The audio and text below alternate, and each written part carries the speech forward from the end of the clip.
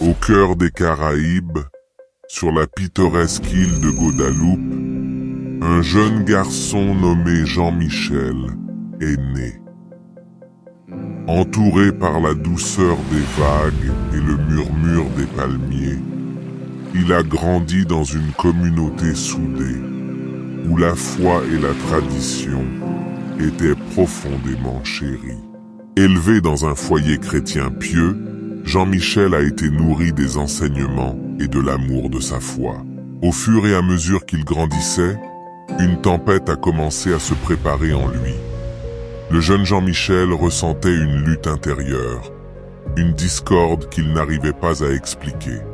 Son sexe biologique ne correspondait pas à son identité de genre.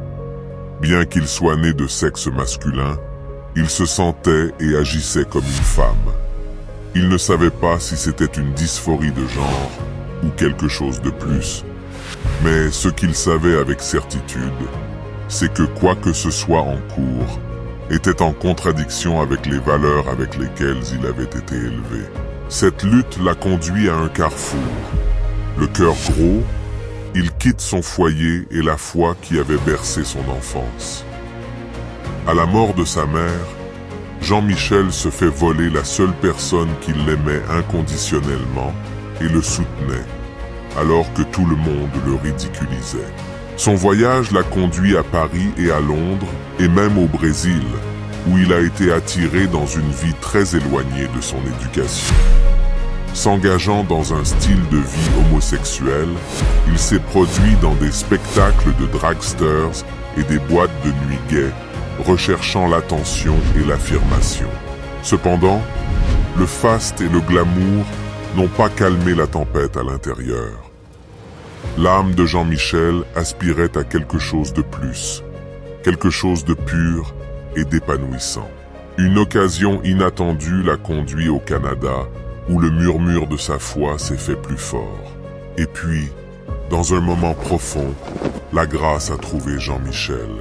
Il a vécu un éveil spirituel si intense qu'il a ébranlé le cœur même de son être. Un cri de son âme parvint au Dieu qu'il avait connu dans son enfance. Sa lutte l'a conduit à une compréhension plus profonde.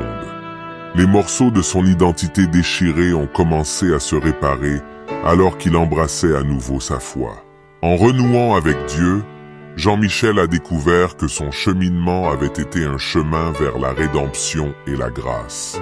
Il a trouvé la paix et un but, non par l'acceptation sociale, mais par la réconciliation avec sa foi. Son voyage, tissé de fils de découverte de soi, de spiritualité et d'amour, témoigne que peu importe la distance parcourue, il y a toujours un chemin qui nous mène à la maison.